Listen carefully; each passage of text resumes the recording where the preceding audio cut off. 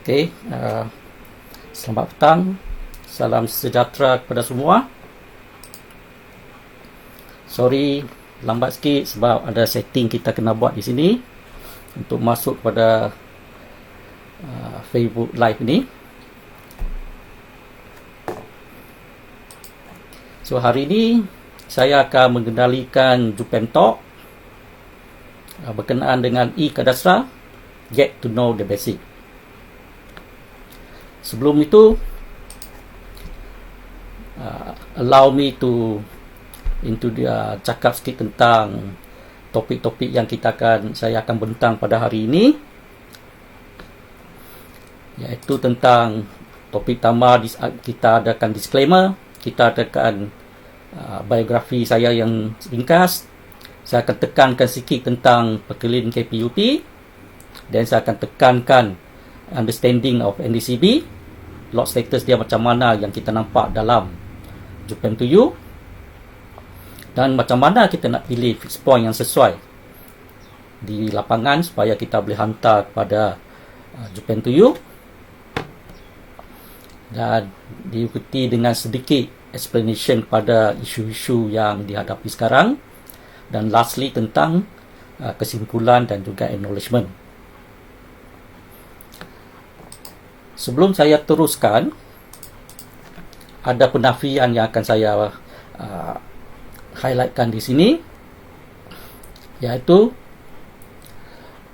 semua presentation ataupun slide yang dibentangkan oleh saya pada hari ini adalah untuk kita berkongsi sama sebagai educational purposes. Dia tak replace independent professional judgment, dan juga semua pendapat dalam presentation ini adalah merupakan pandangan dan pendapat saya sendiri dan bukan daripada Jupen. So Jupen tak akan garanti kesahihan dan juga ketepatan informasi yang akan diprovide dalam pembentangan saya ini.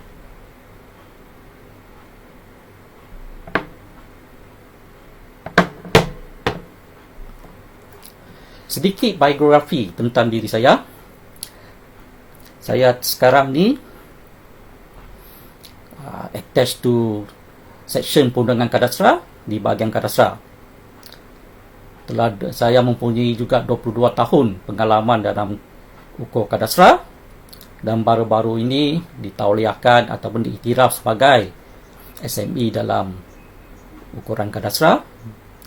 Saya juga merupakan seorang registered land surveyor, dan sebenarnya saya telah terlibat dengan pengkomputeran jabatan sejak 1992 lagi. Saya terlibat dengan Penang GIS, Minicast, SPDK, SAPD dan banyak lagi. So meaning to say, saya adalah salah seorang daripada core group yang terlibat secara langsung dalam pembangunan sistem komputeran di bahagian kadastra. Kalau kita tengok dalam gambar raja ini, lebih kurang semua projek-projek itu terlibat oleh saya. Kecuali yang 1985 itulah Karl Johor, Karl Pahang tak masuk lagi Jupen. Saya masuk Jupen pun pada tahun 1992. So sehinggalah sekarang pada e-Kadastra. E-Kadastra dibangunkan pada tahun 2006 dan mula diguna pakai pada tahun 2010 di semua Jupen negeri.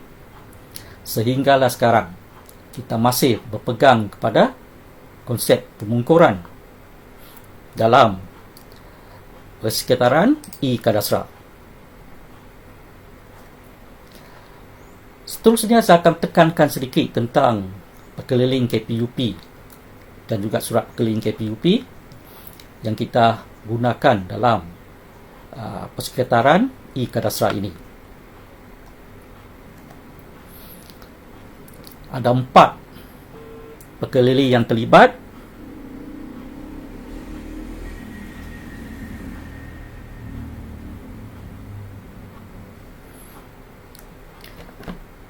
Ada 4 perkeliling yang terlibat di sini.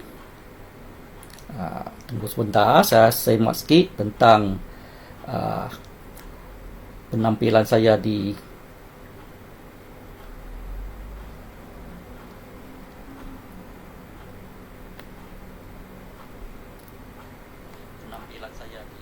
Oh, boleh dah masuk livebook. Saya guna handphone untuk cek. Sekarang ni semua pakai handphone, pakai mudah ni ya. IoT, kita mengamalkan IoT. So, jadi saya rasa saya boleh teruskan tanpa was-was lah.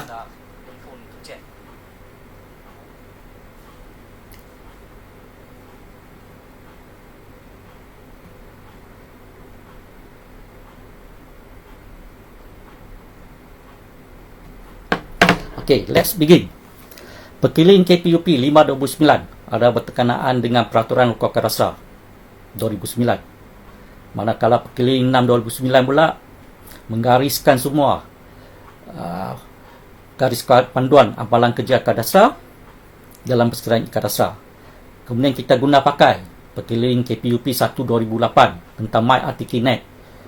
Tujuan dia ialah untuk menguji alat GNSS kita untuk menjana fail e-virus count, yang mana merupakan salah satu fail wajib yang perlu dihantar dalam sistem SKI jika menggunakan GNSS untuk membuat pengukuran. Dan lastly, tentang surat perkeliling KPUP 1/2010. Surat perkeliling ini dikeluarkan bagi menerangkan isu-isu pengukuran yang kita hadapi dalam Persediaan Akad Dasar disebabkan masalah-masalah NDCP yang kita hadapi di lapangan. So, allow me to go one by one to the perkeliling. Saya nak tekankan di sini KPUP 5/2009 iaitu Peraturan Ukur Akad Dasar.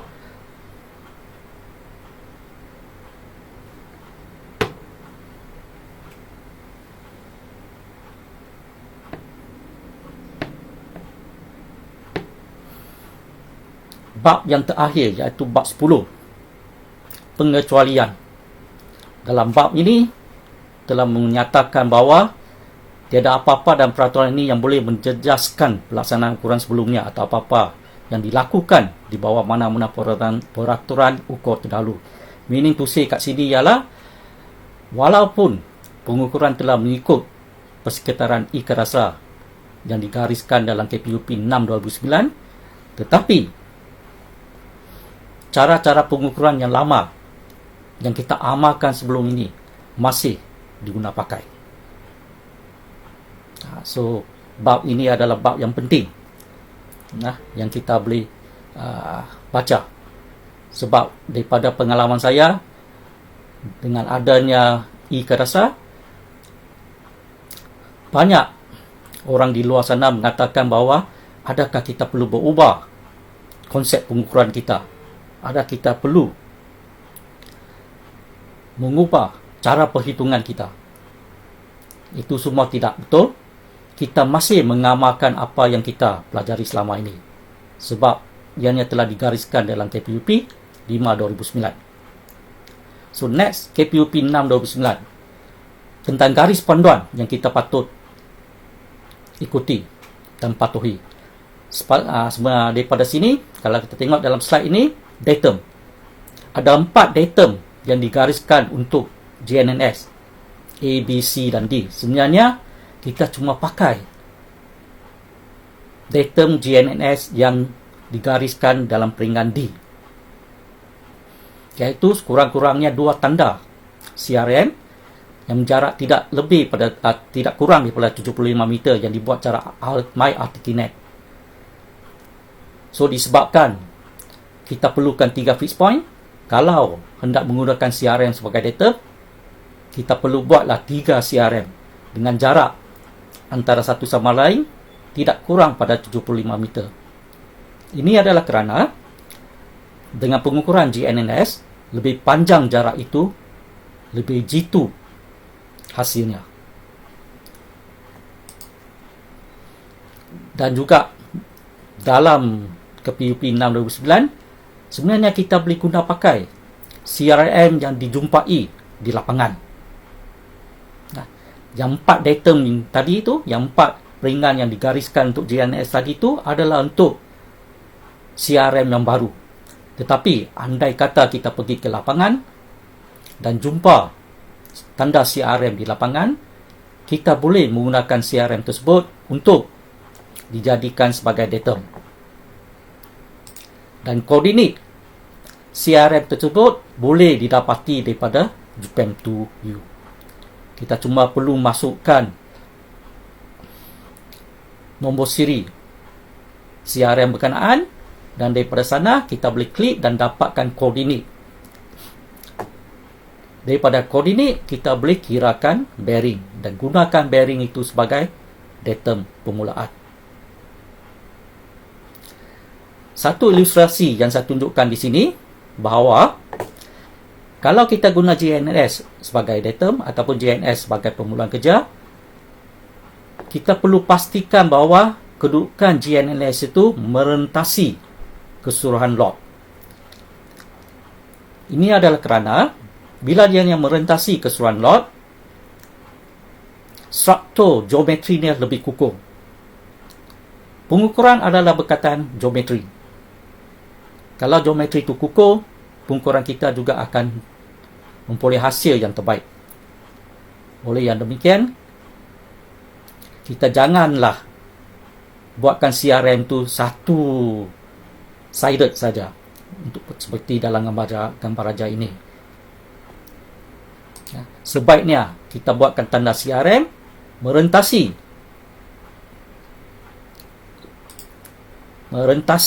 kawasan yang kita ukur. Ini adalah untuk mengukurkan struktur geometri supaya pelarasan nanti lebih akan mendapatkan hasil yang sesuai. Dan tidak lupa juga dalam KPP 6 2009 ini kita masih mengamalkan dua cara lama untuk permulaan kerja, iaitu dengan menggunakan tree group mark ataupun dengan menggunakan matahari. So, oleh yang demikian, sebagaimana yang saya katakan tadi, dalam persekitaran ikan dasar, cara-cara lama yang kita pelajari selama ini masih digunakan pakai dan mesti dititik beratkan. Sebagai contoh ilustrasi di sini, kita boleh menggunakan tree group mark ataupun menggunakan sun dengan matahari untuk buat permulaan kerja. Dan juga pelarasan di lapangan masih boleh menggunakan Bowditch rule yang kita amalkan sekarang, ataupun boleh menggunakan least square, di mana Jabatan Ukur telah mengamalkan least square. Least square itu adalah salah satu daripada tools untuk pelarasan. So, kalau menggunakan tree group mark ataupun dengan menggunakan cara lama itu, kita patut pastikan batu-batu lama itu dalam keadaan yang baik. So, bagaimana kita nak pastikan dalam keadaan yang baik? Sudah tentunya dengan menggunakan cara tree group mark.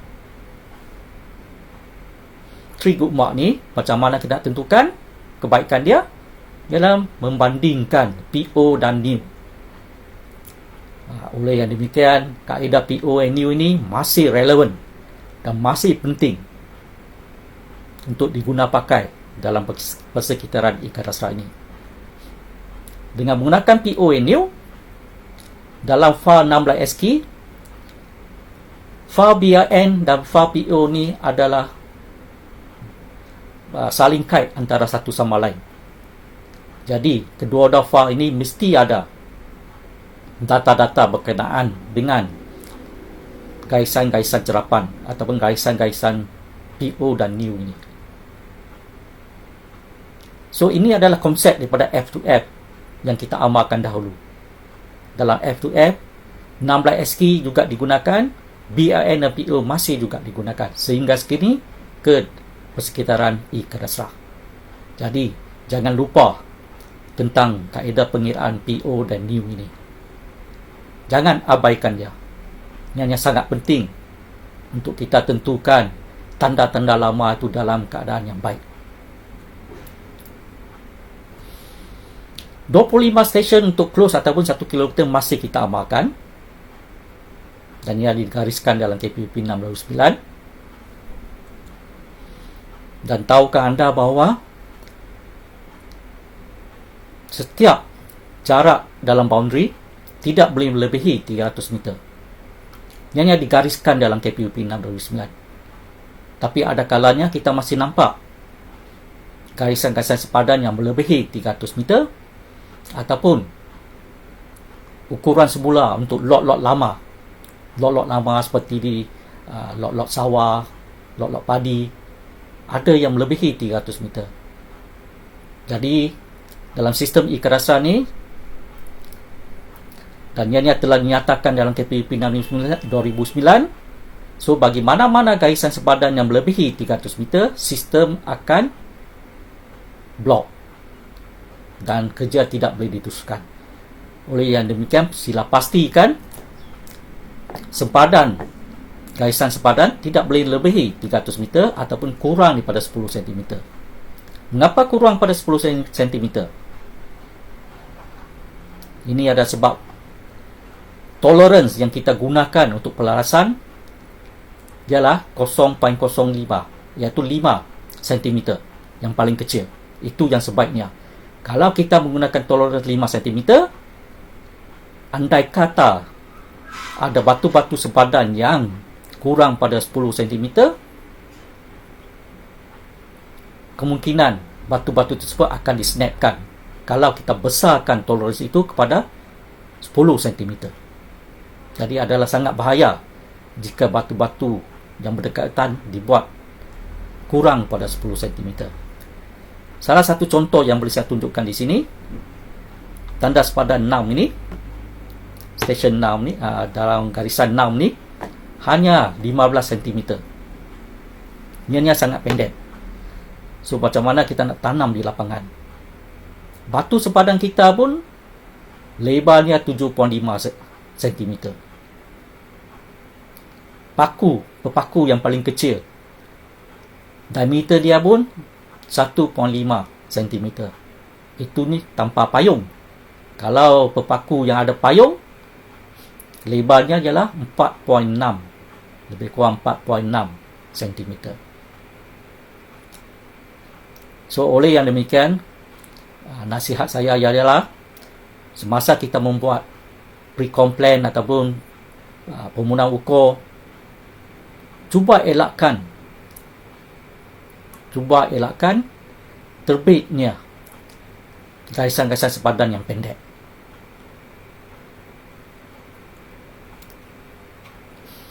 Dan juga dalam KPUP 6 2009, kita perkenalkan cara pengukuran radiasi. Dan radiasi ini perlu dibuat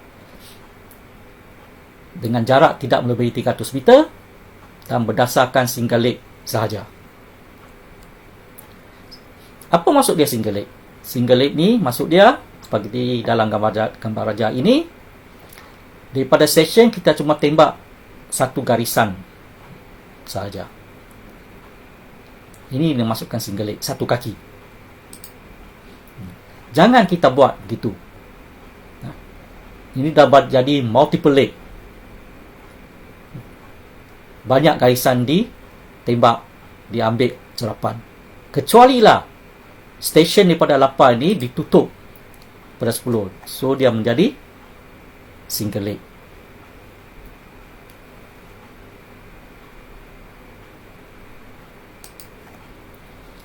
Dan dengan kaedah radiasi ini, janganlah pula kita salah gunakan.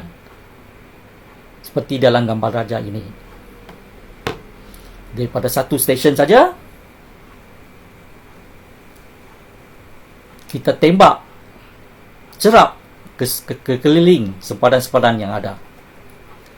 Walaupun dalam D-square adjustment ianya boleh dibuat pelarasan, boleh dikira,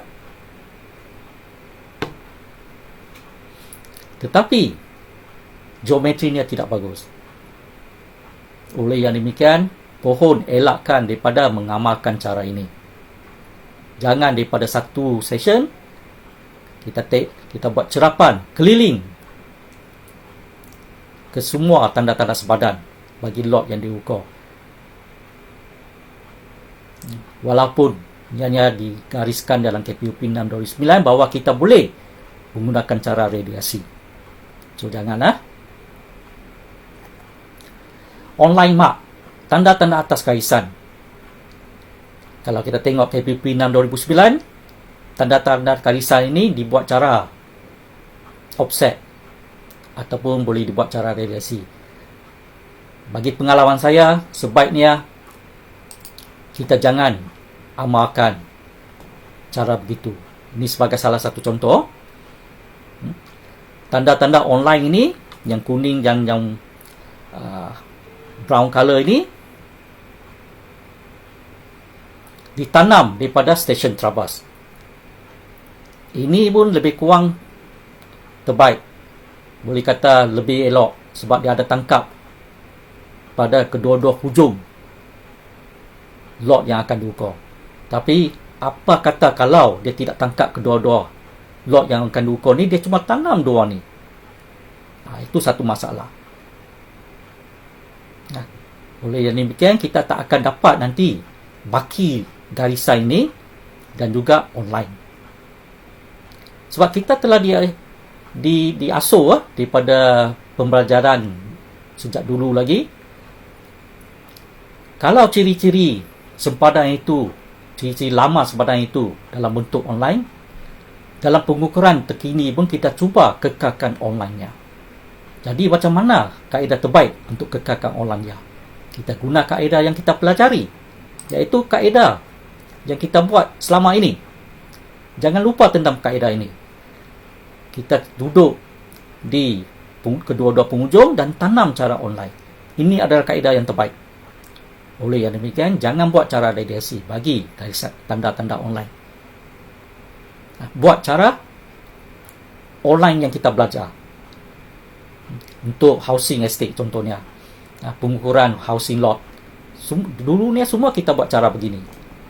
Duduk di dua-dua penghujung dan kemudian kita tanam. Sama juga dalam gambar ajar ini. Kuning dan merah ni dan ketiga-tiga batu sempadan ni sepatutnya online. Jadi janganlah buat cara offset untuk tanam batu baru ini. Duduklah di kehujung kedua-dua lot ni dan juga kita tanam secara online batu berkenaan. Sebab apa saya katakan kita patut duduk di kedua-dua hujung? Dan cara pengukuran online ni adalah sebagaimana tunjukkan sinilah. Dalam 16 kini semua orang tahulah. Dan sudah tiada masalah sehingga kini. Dulu pada awal-awal tu ada masalah tentang logik yang digunakan, cara coding yang digunakan. Sekarang semuanya sudah selesai. Okey, balik pada soalan saya tadi. Mengapa saya cadangkan kita buat online tu dengan duduk di kedua-dua hujung? Tujuan dia ialah untuk pastikan garisan online tu tidak berbeza banyak dengan online PA terdahulu. Kalau kita guna cara radiasi, besar kemungkinan bearing distance yang akan dijana selepas pelaksanaan least square adjustment tu akan lari banyak dengan PA online yang terdahulu. Nanti saya akan ceritakan dengan lebih lanjut tentang perkara ini. Okey, tentang CRM pula. Sebenarnya untuk kawasan-kawasan yang tiada NDCB ataupun kawasan yang third class di Makassi, kita boleh guna CRM untuk permulaan kerja kita. Sebab dengan menggunakan CRM, ianya boleh digunakan terus sebagai fixed point. Perlu diingatkan bahawa fixed point hanya boleh didapati ataupun hanya boleh digunakan dari NDCB kalau ianya merupakan tanda lama. Kalau lot-lot di sekitar lot yang diukur tu bukan NDCB, maka fixed point tidak boleh digunakan. Tiada fixed point pun. Sebab itu bagi lot kawasan-kawasan yang tiada lot-lot NDCB ataupun third class dan di Makassi yang tidak termasuk dalam pangkalan data NDCB, gunalah CRM sebagai permulaannya. 3 CRM, sekurang-kurangnya 2 sini, sepatutnya kita pakai 3. Dan DFT, banyak orang tertinggal. DFT ialah wajib dalam Freebook. Sistem akan semak. Kalau tiada DFT, sistem akan reject the job. So tuan-tuan dan puan-puan tidak akan boleh teruskan. So TFT adalah penting, tidak boleh diabaikan. Anjakan dalam Perkeliling KPUP 6 2009 mengatakan terdapat dua anjakan, 5 cm dan 10 cm. Nasihat saya ialah amalkan 5 cm anjakan. Ini adalah kerana daripada kajian yang dibuat, kalau tuan-tuan tengok di sini, untuk garisan yang pendek, walaupun anjakan dia 5 cm, perbezaan bearing dia adalah besar. Contohnya untuk garisan 10 meter ini, untuk garisan 10 meter, walaupun perbezaan bearing dia 17 minit, anjakan dia masih 5 cm dan masih boleh diterima dalam sistem ikan rasra ini. Disebabkan itu, banyak pegawai-pegawai bagi komen tentang garisan terakhir dalam lot-lot ukuran housing ni, ukuran lot-lot perumahan. Selalunya lot-lot yang terakhir itu garisan sepadannya hanyalah lebih kurang 6.095 meter. So perbezaan bearing dengan perbezaan yang diukur tu banyak. Inilah sebabnya. Sebab kita mengamalkan anjakan 5 cm. Bila garisan itu pendek, beza bearing yang besar juga akan mengekalkan anjakan 5 cm tu. Bagi garisan yang panjang, bagi garisan yang semakin panjang, kalau kita tengok sini, perbezaan bearing itu akan semakin kecil. Sebab apa saya kata tadi, kita amalkan 5 cm. Kalau kita tengok 5 cm perbezaan dia pun 17 minit untuk 10 meter, kalau 10 cm, mestilah 2 kali ganda, 34 minit. 34 minit bagi garisan yang 10 berjarak 10 meter. Oleh yang demikian, saya sarankan kita amalkan anjakan 5 cm. Itu yang terbaik, ya, untuk kerja-kerja pengukuran kita. Dalam KPUP 6 2009 juga menyatakan bahawa jika berlaku anjakan yang melebihi had tadi, kita perlu buat penandaan semula, iaitu refix. Walaupun perkataan refix tidak dinyatakan dalam KPUP 6 2009 ini, kita tetap gunakan. Tetapi jangan salah guna istilah radiasi itu untuk buat refix dengan cara koordinat to koordinat. Kalau kita buat cara ini, habis lingkup. Contohnya, titik 1A ni, kita boleh tanam 1A ni menggunakan koordinat, tapi bila sampai di EQC Japan, kita akan dapati bahawa bila kira daripada sini, dia masuk, bila kira daripada sini, tidak masuk. Dia masuk sebahagian saja. Jadi kerja itu di Curie. So, jangan sekali menggunakan kaedah radiasi dalam buat refix ataupun tanam balik batu yang hilang. Gunalah cara yang kita pelajari dulu. Mesti cari base, mesti ada POA new, POA adjusted, dan offsetkan dari sana. Jadi tuan-tuan dan puan-puan tengok, dalam KPUP 6 2009 ini, semua kebanyakan kaedah-kaedah pengukuran itu masih mengekalkan kaedah-kaedah pengukuran yang lama, walaupun ianya tersirat dan bukan tersurat. Oleh yang demikian, sila amalkan cara-cara pengukuran yang lama dan jangan lupa cara-cara pengukuran yang lama itu. Bagi pengukur-pengukur yang berpengalaman, saya percaya mereka sentiasa menggunakan cara-cara pengukuran yang lama ini di lapangan. Tetapi bagi pengukur-pengukur yang baru, yang masih tidak terdedah kepada cara-cara pengukuran lama ini, besar kemungkinan dan kebanyakannya akan mengadaptasikan apa yang dibaca dalam KPUP 6 2009 ni. Apa yang dibaca dengan apa yang kita interpret itu tidak sama. Hanya pengukur yang berpengalaman saja boleh interpret apa yang tersurat dengan apa yang tersirat. Ini tidak menunjukkan KPUP 6 2009 itu salah. KPUP 6 2009 itu betul, cuma interpretasi kita saja. Sebab itu saya kata, bagi pengukur-pengukur yang berpengalaman, interpretasi itu adalah sangat penting. Dan capacitor building adalah sangat penting. Pengukur-pengukur lama ni haruslah turunkan ilmu dia kepada pengukur-pengukur yang baru, supaya mereka mereka boleh menghayati cara-cara pengukuran yang lama, di mana cara pengukuran ni tidak akan lapuk walaupun sistem kita sentiasa berubah, sentiasa upgrade mengikut teknologi terkini.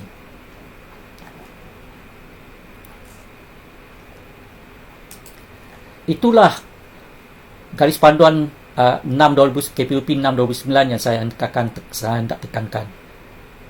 Itu dah garis-garis semua peringgan-peringgan yang penting untuk kita tengok balik dalam peringgan dalam KPUP 6 2009 itu semasa kita buat pengukuran di lapangan. Sekarang saya akan tekan pula KPUP 1 2008, iaitu untuk kalibrasi peralatan GINS kita.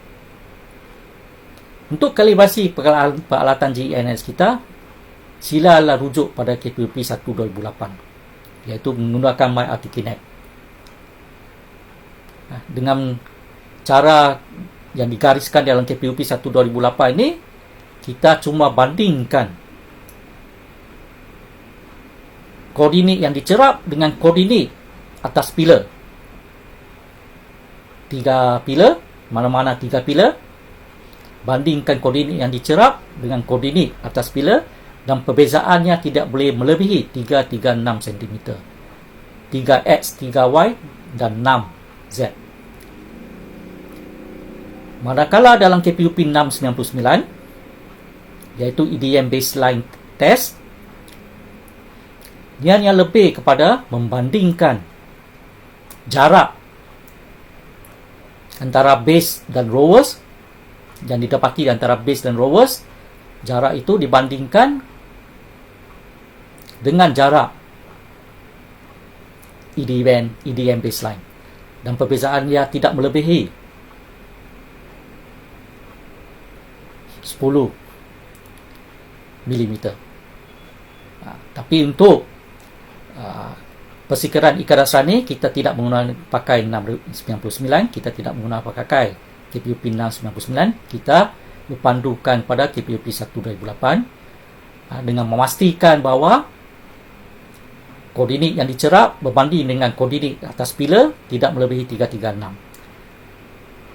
Dan daripada sini, fail EVRS CAL akan dijana dan perlu diuploadkan ke JPM2U atau Spark LS. Ke Spark LS. Perlu upload. Although kita tidak pernah upload. Sebenarnya kita perlu uploadkan file ini ke dalam Spark LS ataupun Spark untuk tujuan semakan oleh EQC nanti. So, untuk Spark LS ialah bagi jurukotan 16%, untuk Spark ialah untuk pegawai jabatan. Dengan menggunakan Spark LS, bila EVRS CAL tu upload, iaitu dalam bentuk HTML, semasa download tu kita akan dapat satu lagi file extra, file tambahan dalam bentuk JSON file. So file JSON ni adalah untuk kegunaan di masa akan datang lah. Sekarang masih tidak digunakan, kita masih menggunakan file HTML. Tapi kedua-dua file ni boleh dihantar bersama 16 ASCII semasa memuat naik ke JPM2U nanti. Terakhirnya tentang surat perkeliling KPUP 1 2010. Sebagaimana saya katakan tadi, ikat dasar mula dilaksanakan di semua jumpa negeri pada tahun 2010. So, dengan bermulanya ICADASA, kita dapati masih ada kawasan-kawasan di mana kesahihan NDCP dia tidak berapa bagus, iaitu melebihi tolerans 10 cm, maka kita memperkenalkan Surat Keling 1 2010. Dalam Surat Keling 1 2010 ini menggariskan 5 perkara, iaitu kawasan di mana tiada NDCP dan tiada PDUK, kawasan yang tiada NDCP tapi ada PDUK, dan seterusnya. Sebagaimana yang saya katakan sebelum ini, dalam slide-slide saya yang sebelum ini. Meaning to say, Perkeliling KPUP 1 2010 ini adalah untuk menerangkan lagi cara terperinci bagaimana kita nak membuat pengukuran di lapangan menggunakan kaedah-kaedah pengukuran yang lama. Meaning to say, pengukuran lama, cara-cara lama yang telah saya bangkitkan tadi, kita masih amalkan. Dan ini telah digariskan dalam Surat Keling KPUP 1 2010. Tapi apa yang saya nak tekankan di sini bahawa dalam Surat Perkeling KPUP 1 2010 ini ada digariskan yang perlukan 3 CRM. 3 CRM. Tapi buat masa kini, sebenarnya cara kerja kita di lapangan telah memenuhi Surat Perkeling KPUP 1 2010 tanpa kita sedari. Kita masih mengukur di lapangan menggunakan kaedah lama. Kita masih pakai PONU. Kita masih cari base, masih guna matahari. Sebenarnya ini telah memenuhi hasrat Surat Perkeling KPUP 1 2010. Cuma kita tidak membekalkan CRM. So, tujuan CRM ini digunakan adalah untuk kita buat pelasan. So, kalau CRM dibekalkan, maka kod bagi CRM ini perlulah ditukarkan. Kalau tuan-tuan dan puan-puan tengok di sini, kod CRM ialah 6, iaitu GPS. Kalau CRM dibekalkan dan kita tidak menggunakan CRM tersebut sebagai fixed point, kita tukarlah CRM ini kepada kod 4, iaitu traverse. Ini ada kerana bila sistem tengok saja ada kod 6, dia akan hell fix titik berkenaan. Walaupun titik berkenaan tidak ditakrifkan sebagai fixed point dalam pengukuran, sistem akan hell fixkan apa-apa titik yang apa-apa tanda-tanda lama ataupun tanda-tanda baru yang mempunyai kod 6, sistem akan hell fixkan. Jadi sekali lagi, kalau file berkenaan ada GPS dan tuan-tuan dan puan-puan tidak mahu menggunakan GPS itu sebagai fixed point, tukarlah kod GPS 6 tu kepada kod 4. Kod ini yang didapati dalam file COO. Ada dalam file COO. Nanti saya akan ceritakan apa dia file COO dan apa dia file TPS. So, kita dah habis bercerita tentang peraturan-peraturan yang harus kita patuhi dalam surat perkeling, dalam perkeling-perkeling. Jadi bagi pengukur-pengukur di sana, untuk menambahkan lagi ilmu, baca balik perkeling-perkeling berkenaan, terutamanya peringgan-peringgan yang telah saya gariskan. So, the next one, kita akan tekan tentang NDCP, lot status.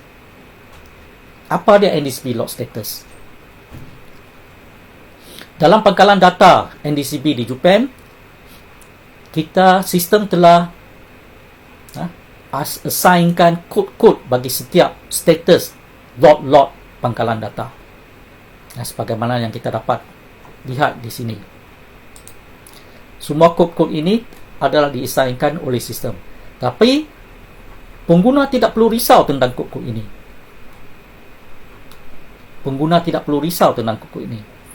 So, apa yang pengguna perlu lihat ialah warna setiap lot-lot yang akan tuan-tuan pengguna nampak dalam Jupem 7. Kalau tidak mau tengok semua warna pun tidak mengapa. Yang penting warna hijau, iaitu NDCB. NDCB ialah paling penting. Warna hijau. So, kalau kita tengok di sini, dalam Jupem 7, kalau dia warna pink, ini bermaksud lot itu adalah di peringkat Precom, peringkat PU, ataupun sedang diukur warna pink. Jadi, batu-batu tanda-tanda sepadan dalam warna pink ini tidak boleh digunakan sebagai fixed point. Boleh ingat. Kalau warna cyan ataupun biru muda, dia hanya bermaksud menunggu kelulusan, iaitu mungkin lot itu telah diupload ke Jupem 7. Bermaksud lot itu telah diupload dalam Jupem 7 dan ianya masih dalam peringkat proses EQC ataupun proses jana PA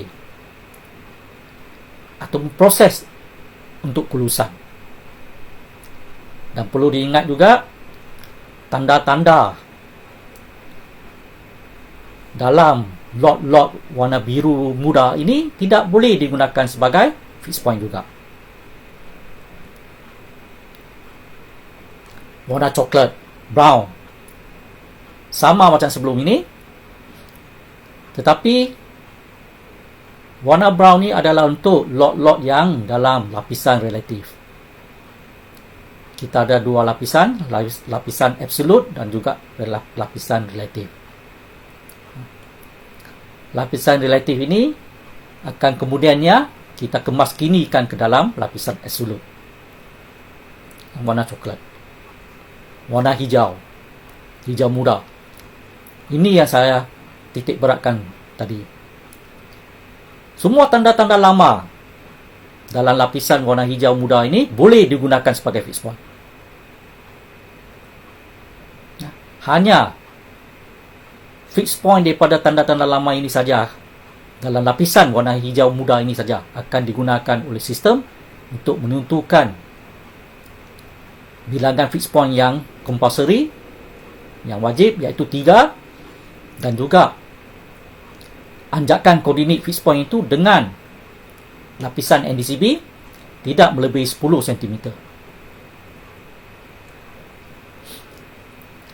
Kalau untuk yang relatif, ianya warna oranye. Dan kemudian inilah kita akan update dalam NDCB, dia akan jadi warna hijau muda. Dan perlu diingat juga, fixed point bagi tanda-tanda dalam NDCB relatif ini tidak boleh digunakan.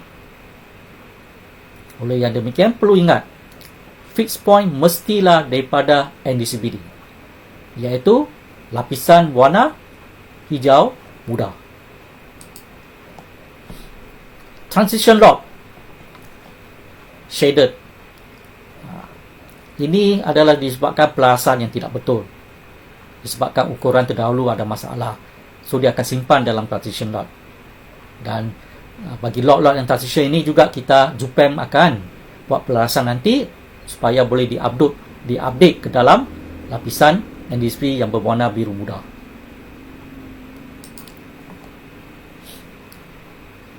So, next tentang pemilihan fixed point. Fixed point ada macam-macam, tapi macam mana kita nak pilih, itu yang merungsingkan pengukur di lapangan. Tengok tanda lama saja, fixed point, guna dia sebagai fixed point. Bukan, Ini ada kriteria yang tersendiri. Dalam Keling 6 2009, fixed point itu perlulah sekurang-kurangnya 3, sebaiknya 3, dan jangan lebih pada itu. Sebab kalau lebih pada itu, kalau fixed point itu tidak bagus, keseluruhan pengukuran akan menjadi tidak bagus. Jadi 3 fixed point cukup. Dan ianya mestilah ditakrifkan dalam fail TPS. Okay. Ini adalah file TPS dan CO. Fixed point ditakrifkan dalam file TPS 28,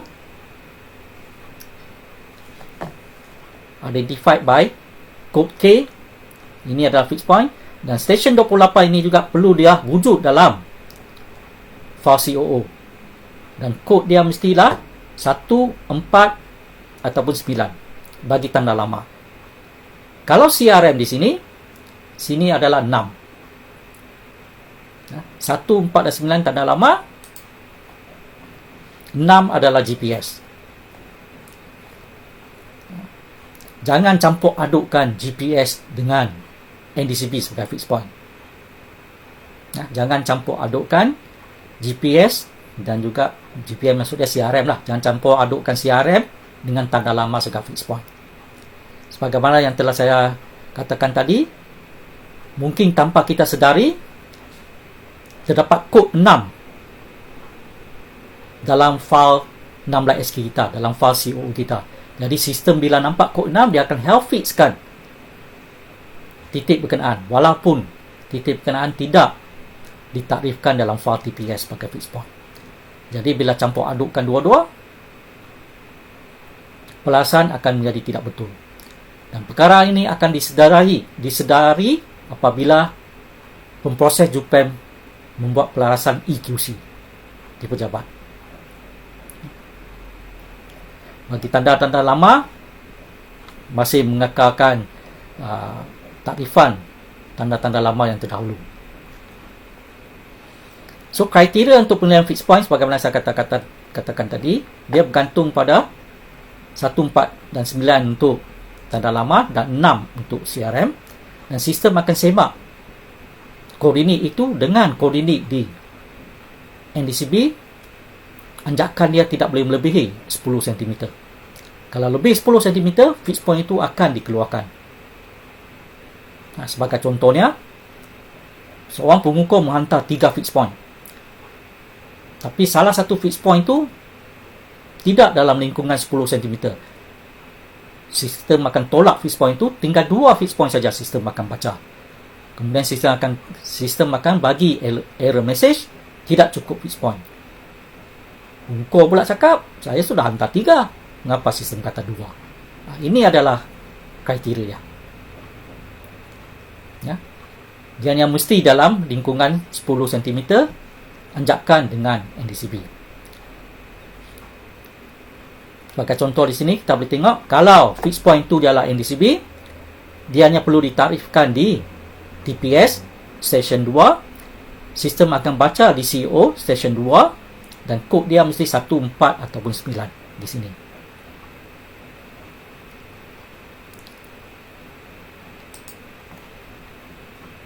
Dan kita tidak mahu perkara, mengapa kita adakan kriteria begini untuk semak?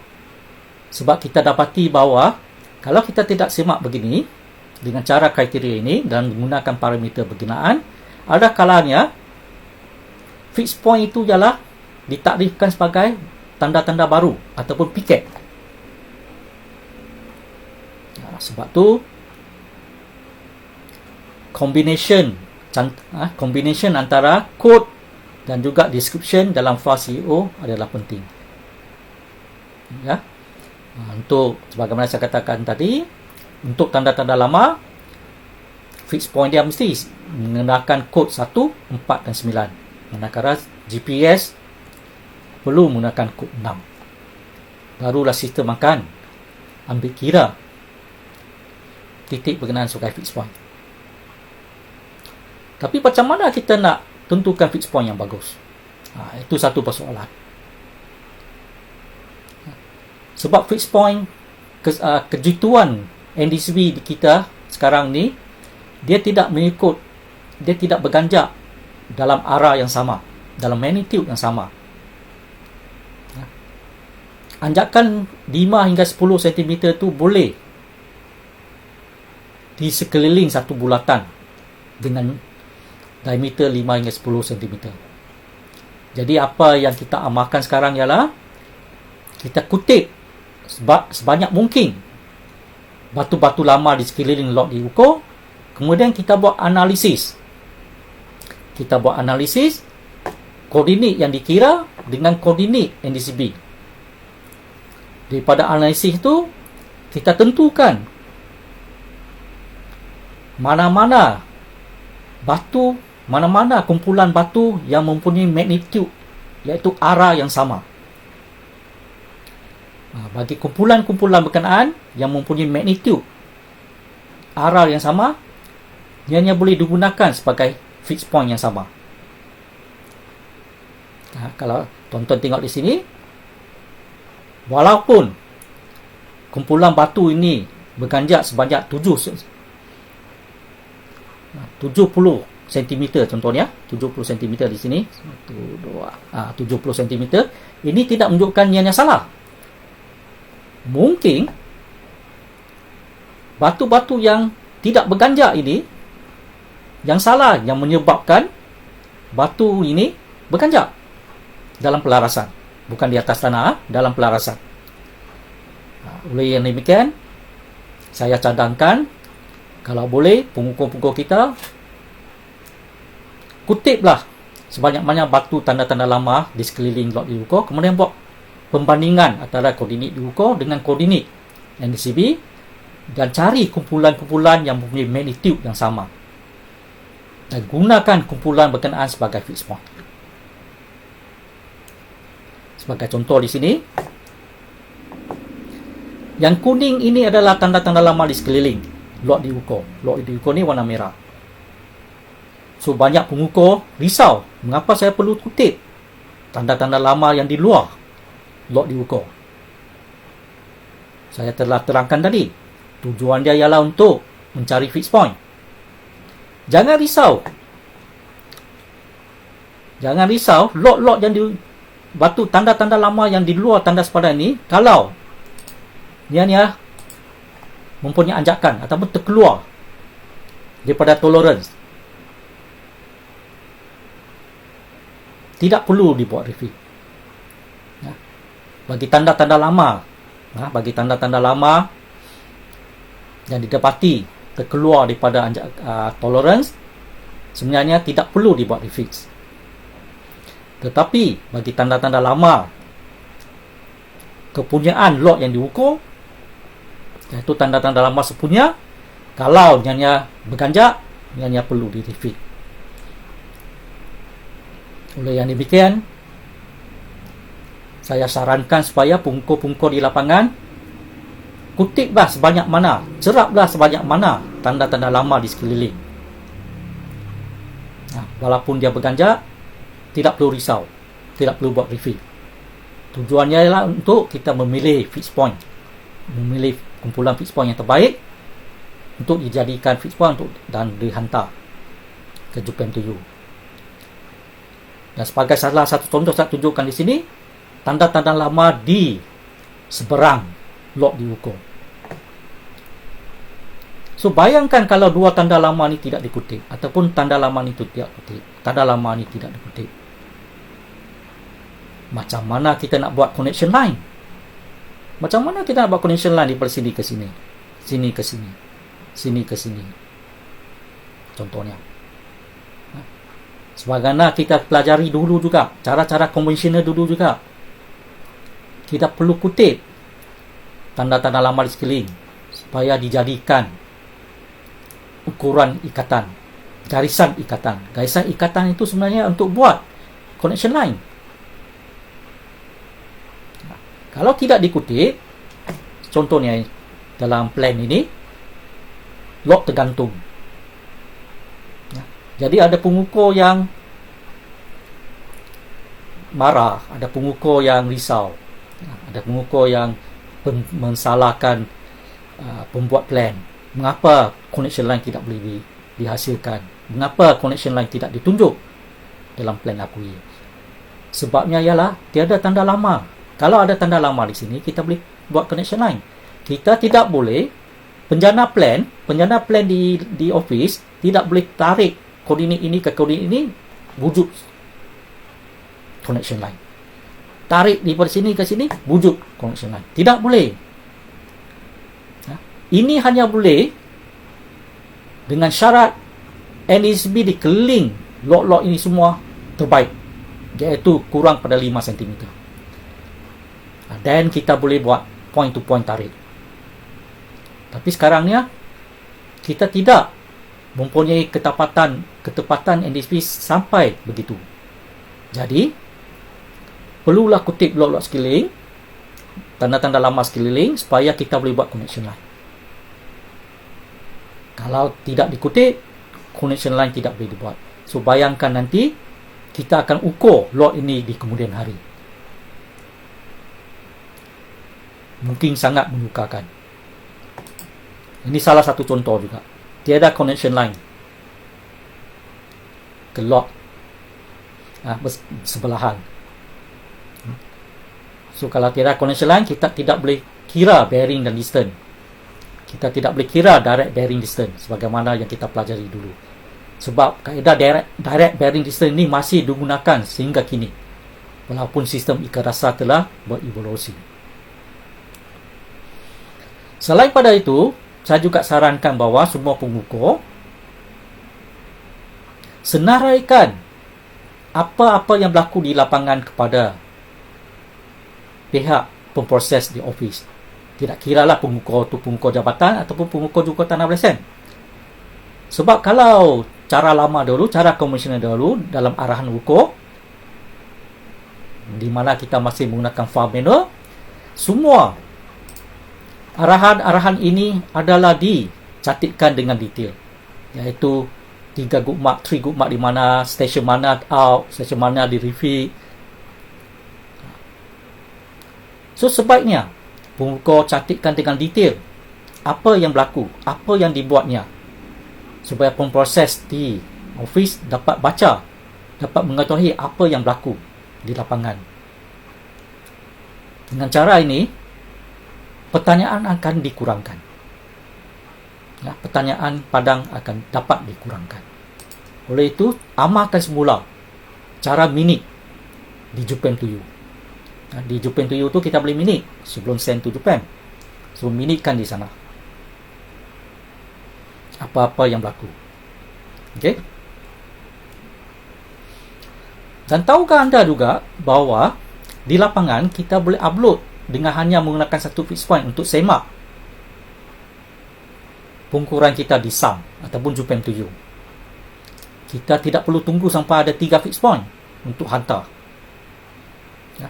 Apa yang saya nak bangkitkan di sini ialah setiap kali kita buat pengukuran di lapangan, kita close, zipkan 16 SK itu dengan menggunakan satu fixed point dan hantar ke Jupen to You. Jupen to You akan buat sum processing dan akan bagi result, lower bound ke, upper bound ke, pass ke. So daripada sana kita dapat semak secara berperingkat kerja-kerja pengukuran kita. Tidak perlu sampai siap baru semak. Okay.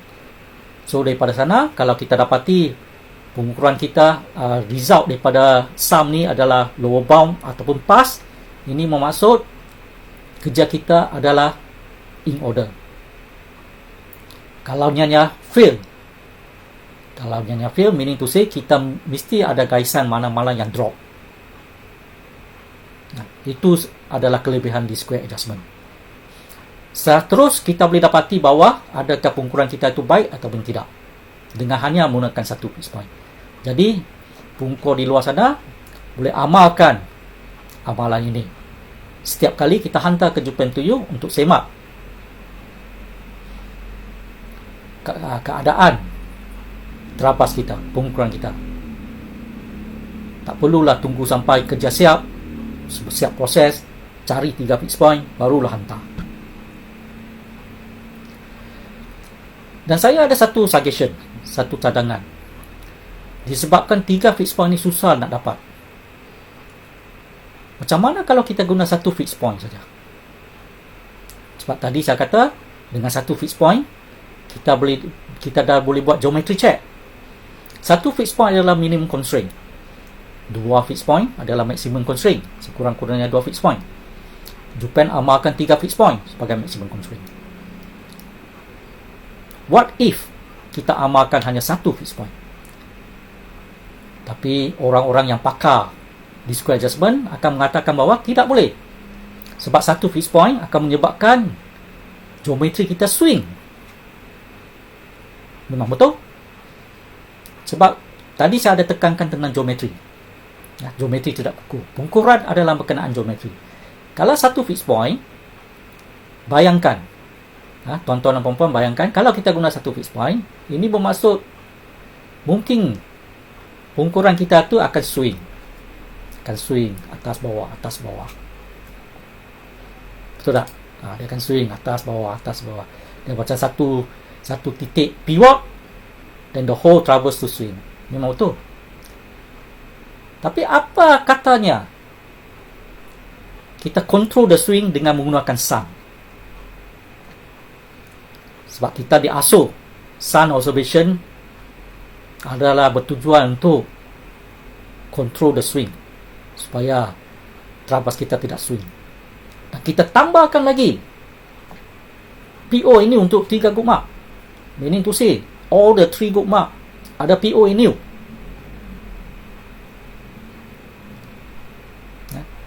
Dengan satu fixed point, control by sun, PO ini untuk semua good mark, saya rasa ini tidak menjadi masalah.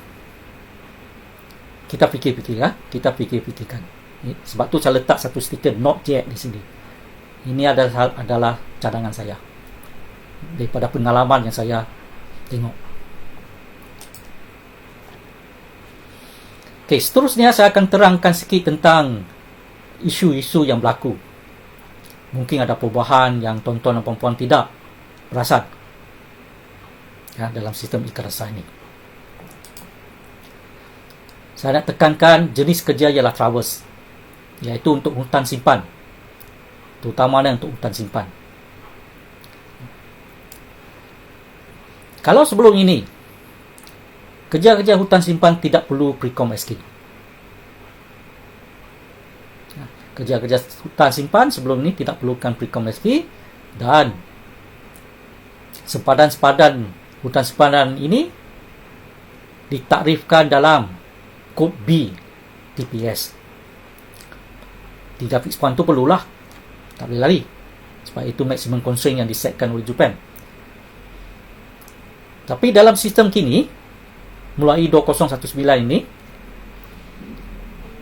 setiap jenis kerja traverse hutan simpan ni perlu dihantar Precom SK, iaitu .pub, PUD dan PUL untuk kerja-kerja baru. Untuk kerja baru ataupun untuk kerja-kerja yang lama tapi belum dapat file permanent, perlu hantar Precom SK. Tujuan dia ialah untuk Japan tengok lokasi PU tu di mana, sebagaimana hak milik tanah. Ingatlah, untuk kerja-kerja hutan Precom SK diperlukan, dan dalam Precom SK ini disebabkan ianya bukan lot, bukan polygon, file lot adalah kosong, cuma file boundary dan juga file detail saja ada data. File lot adalah kosong. So saya nak terangkan macam mana kita handle file traverse ni. Sebagaimana saya dah terangkan tadi, kita ada 2 senario. Senario satu ialah kerja baru ataupun kerja dalam bentuk 10 file dengan prefix JU. Belum dapat PU lagi, belum dapat PUBL lagi, ataupun PU file lagi. Bagi file senario ini, bila ada query dan query itu dihantar kemudian, SK Precom SK adalah perlu. Kalau tidak, sistem akan blok, tidak boleh diteruskan.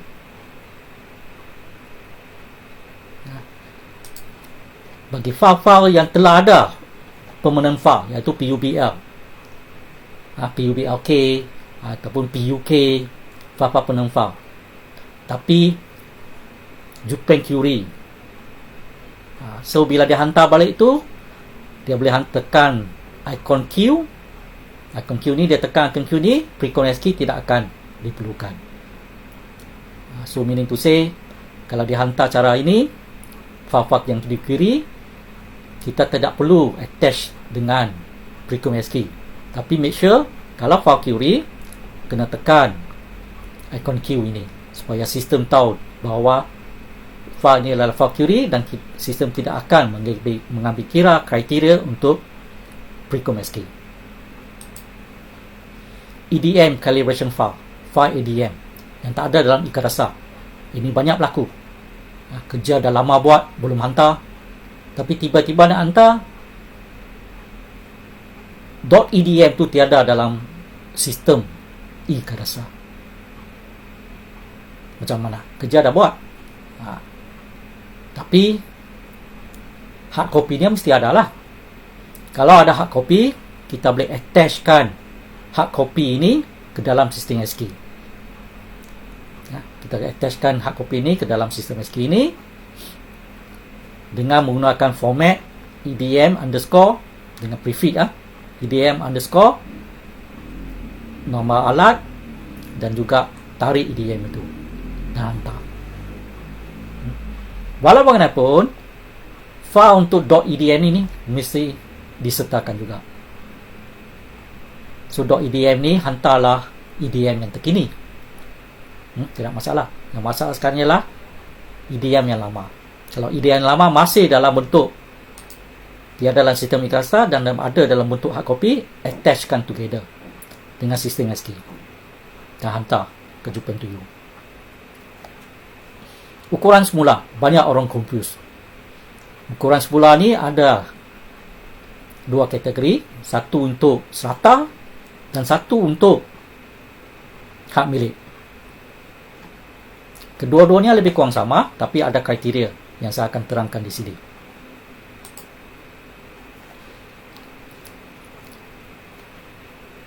Ukuran semula untuk serata tidak perlu Precom SQ. Manakala ukuran semula untuk hak milik perlu Precom SQ. Dan dalam Precom SQ ini perlu ada UPI. Untuk serata tidak perlu. Sistem tidak akan cek UPI.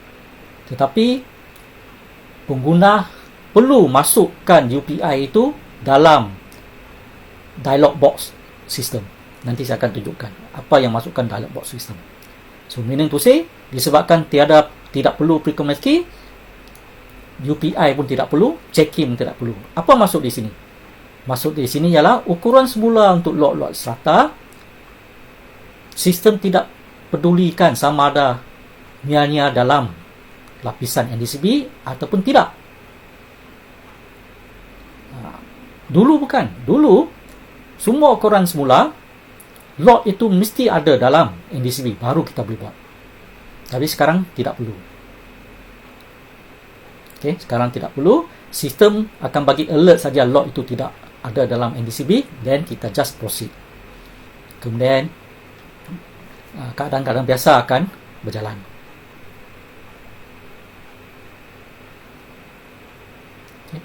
Manakala untuk ukuran semula hak milik, syarat dia masih tidak berubah. Disebabkan ukuran semula ni lot lama masih dikekalkan. Jadi dalam Precom file ni, 3 Precom file ni mesti ada tanda negatif dalam view lot. Okey, mesti ada tanda negatif. Tetapi bila diproses, lot number tu tanda negatif dan juga null tidak boleh diterima. Okay. Meaning to say dalam Precom file untuk ukuran semula ni tidak berubah. Dia yang masih sama dengan apa yang kita buat sekian lama ni. Cuma perubahan dia ialah di sini. Meaning to say lot tu tak semestinya ada dalam NDCB. Bukan macam sebelum itu. Lot tu perlu ada dalam NDCB baru kita boleh proceed. Ini tidak perlu. Lot berkenaan tidak perlu ada di NDCB. Sistem akan bagi alert lot tu tidak ada dan kita proceed saja. Itu salah satu pembaruan yang kita buat semenjak 2019.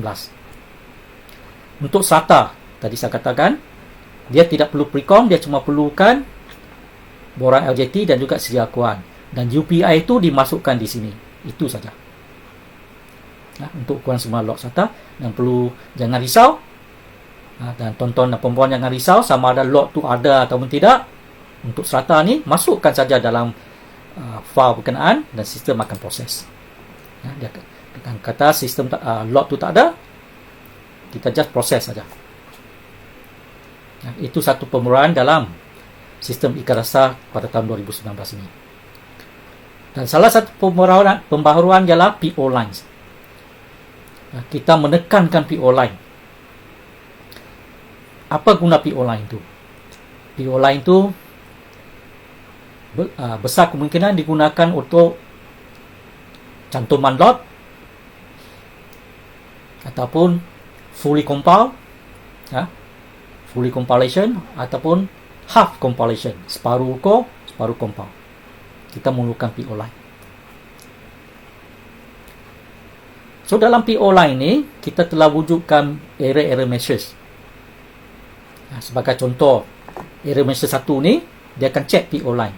Dan perlu dipastikan kalau tuan-tuan dan puan-puan menggunakan PO line ini mesti ada coexist dengan APK. Maksud dia data PO line ni, station di PO line ini, di PO file ni mesti perlu ada dalam APK. Kalau tidak, sistem akan block, tak boleh jalan. Okay. Dahulu sistem akan check tanda-tanda lama yang menggunakan PO line dengan NDCB. Kalau anjakan lebih 10 cm, sistem block, tak pergi jalan. Sudah tentu tanda-tanda lama dengan PO line ini akan lebih pada tolerance. So oleh yang demikian, dalam pembaharuan ini sistem hanya bagi alert saja. PO station ini tidak overlap dengan NDCP 10 cm, iaitu out tolerance. Tapi sistem tak akan block, kita masih boleh berjalan. Sistem masih berjalan. Kemudian sama ada kerja ni boleh diterima ataupun tidak boleh diterima, EQC akan semak. Macam mana EQC semak? PONU. PONU. Oleh yang demikian, bagi kerja-kerja yang ada PO line, sila adakan PONU. Sila buat PONU. PONU ini mesti ada dalam file PO dan juga file BRM. Dia mesti coexist. Dan sistem akan tunjukkan mana-mana set yang keluarkan mana-mana PONU yang telah dibuat, telah tuan-tuan dan puan-puan pilih. Dengan PONU ni kita dapat tentukan tanda-tanda itu ada dalam keadaan baik dan boleh diterima. So secara kesimpulannya, bila menggunakan data-data PO, file POSK, file ABKSK, file BRNSK mesti coexist each other. Kalau tidak, sistem akan block. Ini yang saya bangkitkan tadi. Bagi kerja-kerja cantuman, sebelum ini kita perlu pastikan log itu wujud dalam NDCB, iaitu lapisan warna hijau muda tu, baru boleh buat. Dan bearing distance kita compile daripada NDCB supaya tanda PO station itu overlap dengan NDCB tak lebih 10 cm. Kalau kita tak buat begitu, tanda PO dengan tanda NDCB berkemungkinan besar lebih pada 10 cm anjakan. Sistem reject. So apa yang kita buat, kita perlu ikut NDCB. Jadi rasional di sini ialah apa andainya data NDCB itu tidak tepat, cantuman kita pun tidak tepat. Itu yang berlaku. Oleh yang demikian, dengan adanya PO ini, kita ubah logik dia. Kalau tuan-tuan dan puan-puan dapati data lot untuk dicantum itu diragui dalam NDCB, tuan-tuan boleh gunakan nilai-nilai daripada PE. Gunakan nilai-nilai pada PE. Tetapi kena make sure, kena pastikan sebagaimana saya katakan tadi, kalau guna PO, ABK, BRM mesti coexist. COO mesti OMARC. Mana boleh PO tu new mark kan? CEO mesti OMA. Kena pastikan. Kemudian sistem akan check dengan DCB. Oh, error message tak lebih tolerance melebihi tolerance 10 cm. Doesn't matter. Dia bagi message saja. Tapi nampak sini hijau, sini merah, sini hijau, sini alert saja. Sini masih boleh diteruskan. So kita teruskan. Nah, ini satu pemeran untuk kerja cantuman. Jadi tuan-tuan dan puan-puan di luar sana tidak perlu risaulah. Nah, kalau tuan-tuan dapati tuan-tuan merasai data NDCP kita tidak betul, tidak tepat, so compare daripada PA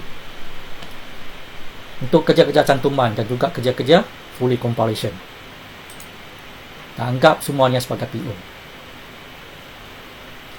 Fully GNNS, satu pembaruan, tapi tidak banyak orang yang ketahui. Sebenarnya sistem e-Kadasar boleh menerima kerja-kerja dalam bentuk fully GNNS.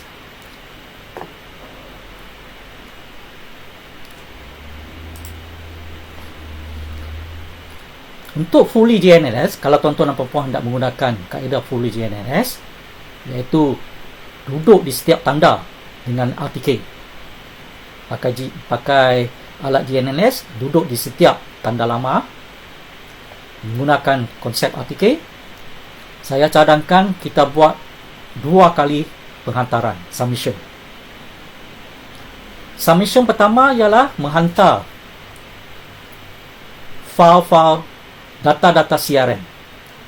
Itu tanda-tanda data-data CRM yang tuan-tuan serap itu, hantar dalam bentuk PUBLC,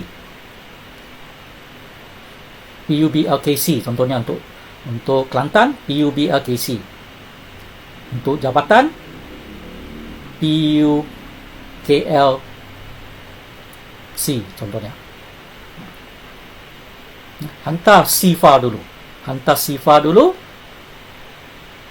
Sistem akan proses. Syarat dia untuk fully GNNS ialah semua GNNS itu, semua tanda-tanda GNNS itu perlu diproses dahulu di JUPEM dan diupdate ke layer CRM.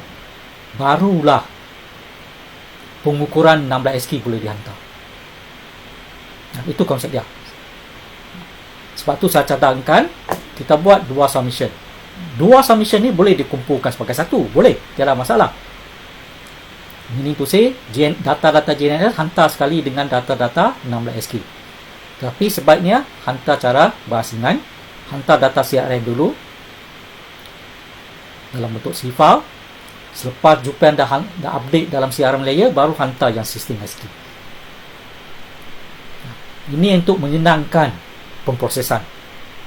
Kalau tuan-tuan hantar dalam satu folder yang sama, kalau berlaku pemprosesan error, dia akan melengahkan proses kerja tuan-tuan. Ini yang maksud saya, CRM file. Dalam CRM file, C file ni, PUBLWP, C untuk jurukotaan PSN, kita cuma hantar data-data GNNS saja. Selepas dia yang diproses dan diupdate dalam CRM layer, barulah kita hantar yang 16SK. Dan 16SK ni bukan traverse. Jangan salah sangka. 16SK ni ada file-file yang tidak perlu. Tapi 16SK tetap perlu dihantar. Contoh di sini saya katakan yang paling penting ialah COO. Disebabkan kita buat GNNS, dia adalah point form. Bila berbentuk point, CO ialah file yang paling penting. CO adalah file point. So dalam CO ni mesti ada setiap stesen cerapan GNNS dengan kod 6. Dengan kod 6, serial number dimasukkan juga. TPS tidak perlu. Sebab sistem akan anggap semua kod 6 tu health fix. So tidak perlu define fixed point dalam TPS. ACS perlu, iaitu area comparison. Kita nak comparekan log sebelum area, log sebelum dan log selepas. FBK tiada lah, kosong lah, null lah. EDM file kena hantar juga untuk tujuan rekod. So hantarlah mana-mana EDM yang masih sah untuk tujuan rekod saja. Apa yang saya nak bangkitkan di sini ialah file yang paling penting ialah file COO. Itu yang paling penting. Okay. So tuan-tuan di sana bolehlah cuba hantar fully observe GNNS dan kita akan proses. So slide terakhir saya ialah kesimpulan dan juga acknowledgement lah. Tapi sebelum saya pergi pada slide terakhir saya, ingin saya highlight sekali lagi apa yang saya sarankan di sepanjang pembentangan saya. Okay. Iaitu kita masih perlu ukur according to apa yang kita pelajari. Kita perlu ukur apa yang kita pelajari. Jangan lupakan cara-cara pengukuran lama tu, iaitu PO new, baseline. PO new dan baseline itu paling penting. Jangan lupakan. Cara kira anjakan, jangan lupakan. So semua ilmu-ilmu ini perlulah diturunkan daripada satu peringkat ke satu peringkat yang lain supaya kesinambungan ada. So e-Kadasar ni hanyalah satu sistem untuk processing dan juga penghantaran file. Cara kerja masih sebagaimana yang kita pelajari, tidak berubah. Survey principles still intact, dia tidak berubah.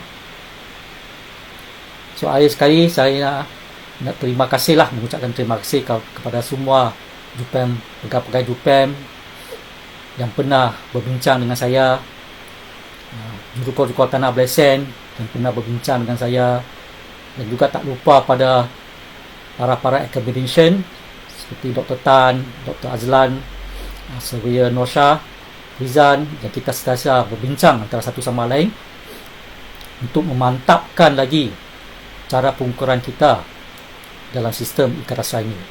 Tak lupa juga pada pihak kontraktor. So akhir sekali sebelum saya menutup, jika tuan-tuan dan puan-puan ada apa-apa soalan, silalah email pada saya. Saya akan cuba jawab sebanyak yang mungkin. Dan akhir kata, saya minta maaf kalau tersalah sebut. Semua presentation ini, semua pendapat ini adalah daripada pengalaman saya sendiri, dan saya sarankan yang terbaik untuk kita maju ke hadapan dan sama-sama kita memperkasakan lagi sistem e-Kadasar. Sekian, terima kasih.